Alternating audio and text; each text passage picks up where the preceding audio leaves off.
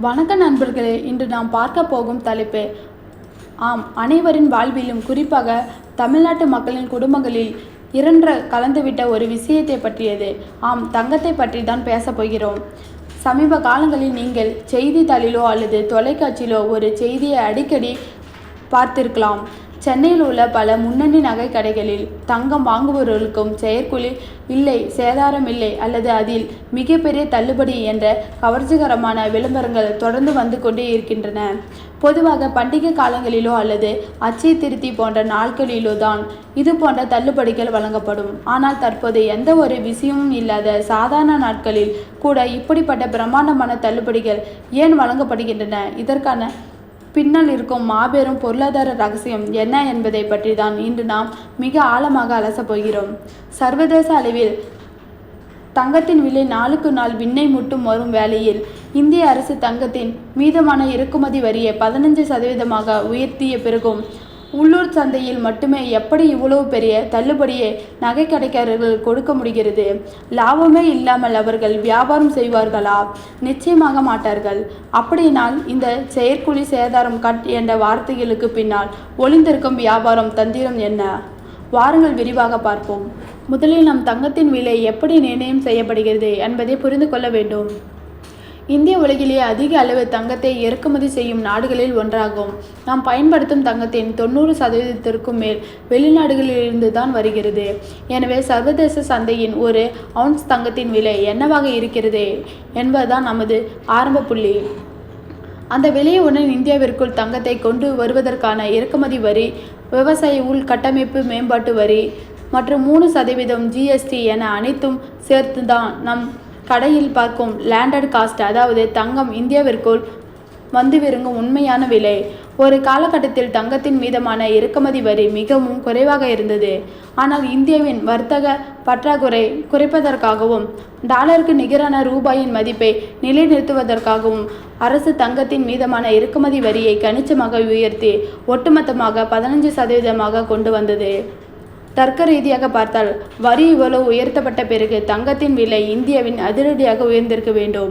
நகை கடைக்காரர்கள் தங்களது லாபம் வரம்பை அதிகப்படுத்தியிருக்க வேண்டும். ஆனால் யதார்த்தத்தில் நடந்தது வேறு மாறான ஒரு விஷயம். அதிகாரப்பூர்வமான லேண்டட் காஸ்ட்டை விட இந்தியாவின் உள்நாட்டு சந்தையில் தங்கத்தின் விலை கடுமையாக சரிய தொடங்கியது. இதுதான் பல பொருளாதார நிபுணர்களை ஆச்சரியத்தில் ஆழ்த்தியது. எப்படி ஒரு பொருளை வாங்கி விலையை விட குறைவான விலைக்கு விற்க முடியும்? இங்குதான் நாம் கிரேக் மார்க்கெட் எனப்படும் கள்ளச்சந்தையின் ஆதிக்கத்தை புரிந்து கொள்ள வேண்டும். எப்போதெல்லாம் அரசு தங்கத்தின் மீதமான இறக்குமதி வரியை கடுமையாக உயர்த்துகிறதோ அப்போதெல்லாம் தங்க கடத்தல் விஸ்வரூபம் எடுக்கும் என்பது எழுதப்படாத பொருளாதார விதி. 15% வரி என்பது கடத்தல்காரர்களுக்கு மிகப்பெரிய ஊக்கத்தொகையாக மாறிவிடுகிறது. ஒரு கிலோ தங்கத்தை அதிகாரப்பூர்வமாக விமான நிலையத்தில் வழியாக கொண்டு வந்தால் பல லட்சம் ரூபாய் வரி கட்ட வேண்டும். ஆனால் அதே ஒரு கிலோ தங்கத்தை சட்டவிரோதமாக கடத்தி வந்தால் அந்த வரி பணம் முழுவதும் கடத்தல்காரர்களுக்கு லாபமாக மாறுகிறது. இப்படி கள்ளச்சந்தையின் கொண்டு வரப்படும் தங்கம் எந்தவித கணக்கும் இன்றி உள்ளூர் வியாபாரிகளிடம் அதிகாரப்பூர்வ விலையை விட சற்று குறைவான விலைக்கு விற்கப்படுகிறது. இதன் விளைவாக இந்திய உள்நாட்டு மார்க்கெட்டில் கணக்கில் வராத தங்கம் பெருமளவில் குவிய தொடங்கியிருக்கிறது. அதிகாரப்பூர்வமாக வரி கட்டி தங்கத்தை வாங்கும் வியாபாரிகளை விட கள்ளச்சந்தையில் தங்கத்தை வாங்கும் வியாபாரிகள் மிக குறைந்த விலைக்கு நகைகளை விற்க முடிகிறது.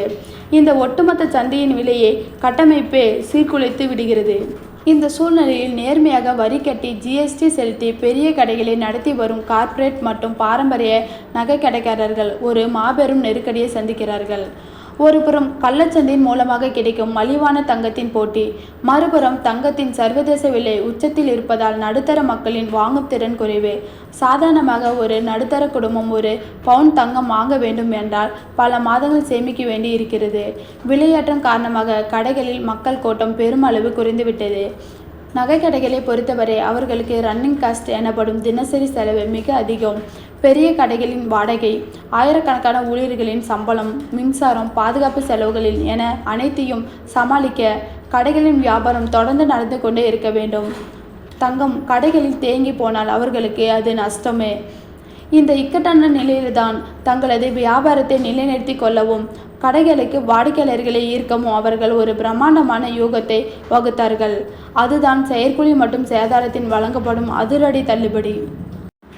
உண்மையில் செயற்குழி மற்றும் சேதாரம் என்றால் என்ன? ஒரு தங்க கட்டியை அழகிய நகையாக மாற்றுவதற்கு பொற்கொள்ளர்கள் தங்கள் உழைப்பையை தருகிறார்கள். அதற்கான கூலிதான் செயற்குழி. அந்த நகையை செதுக்கும் போது ஏற்படும் தங்க இழப்பு தான் சேதாரம். முந்தைய காலங்களில் இந்த சேதாரம் என்பது 20% முதல் 30% வரை கூட இருக்கும். ஆனால் இன்று நவீன இயந்திரங்கள் வந்த பிறகு தங்கத்தின் சேதாரம் என்பது மிக மிக குறைவு. இருப்பினும் வியாபாரத்தின் லாபம் சம்பாதிக்கும் முக்கிய இடமாக இந்த செயற்குழி மற்றும் சேதாரம் அமைந்திருக்கும்.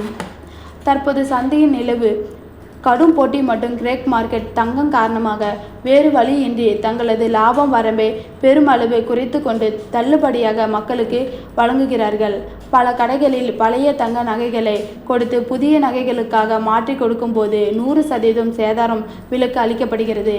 இதன் பின்னாளில் உள்ள சூட்சமம் என்னவென்றால், வாடிக்கையாளர்களிடம் இருந்து வரும் பழைய தங்கம் என்பது எந்தவித இறக்குமதி வரியும் இல்லாத உள்நாட்டு தங்கம். அதை வைத்து புதிய நகைகளை உருவாக்குவதன் மூலம் கடைகளுக்கு இறக்குமதி தங்கம் வாங்கும் செலவு மிச்சமாகிறது.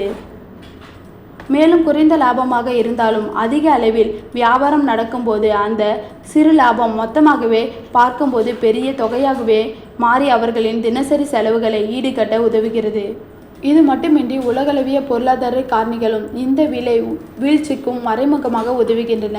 அமெரிக்காவின் பெடரல் ரிசர்வ் வட்டி விகிதங்களில் செய்யும் மாற்றங்கள், டாலரின் மதிப்பு மற்றும் உலக நாடுகளின் நிலவு போர் பதற்றங்கள் ஆகியவை தங்களின் சர்வதேச விலையை தீர்மானிக்கின்றன. சர்வதேச விலை உயரும் போது இந்தியாவின் தேவை குறைகிறது. தேவை குறையும் போது விற்பனையாளர்களின் விலை குறைந்து பல சலுகைகளை அறிவித்து மக்களின் வாங்கும் எண்ணத்தை தூண்டுகிறார்கள். ஆக நாம் பார்க்கும் இந்த செயற்குழி சேதாரம் இல்லா வியாபாரங்கள் என்பது வெறுமனே மக்களின் மீதான அன்பால் கொடுக்கப்படுவது அல்ல. அது அதிக வரியால் ஏற்படும் கடத்தல், தங்கத்தின் ஆதிக்கம், உள்நாட்டில் குறைந்து போன வாங்கும் திறன் மற்றும் சந்தையின் தங்கத்தை நிலைநிறுத்திக் கொள்ள கார்ப்பரேட் கடைகள் செய்யும் வியாபாரம் தந்திரம் ஆகிய மூன்றின் கூட்டமைப்பே ஆகும். எனவே ஒரு வாடிக்கையாளர்கள் தங்கம் வாங்கும் போது செயற்குழி இல்லை என்ற வியாபாரத்தை மட்டுமே பார்க்காமல் அந்த தங்கத்தின் தூய்மை, அதற்கு வழங்கப்படும் பிஐஎஸ் ஆல்மார்க் முத்திரை மற்றும் உண்மையான ஜிஎஸ்டி பில் ஆகியவை சரியாக உள்ளதா என்பதை உறுதி செய்து வாங்குவது மிகவும் அவசியமாகும். சந்தையின் ஏற்ற இறக்கங்கள் தொடரும். ஆனால் விழிப்புணர்வுடன் தங்கம் வாங்குவது மட்டுமே நமக்கு என்றென்றைக்கும் நன்மையை பயக்கும்.